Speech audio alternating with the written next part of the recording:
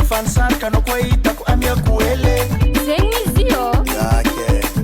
atsika nafanisarika anao koa hitako amiako hely amiagna ino amiako biso atao akaiza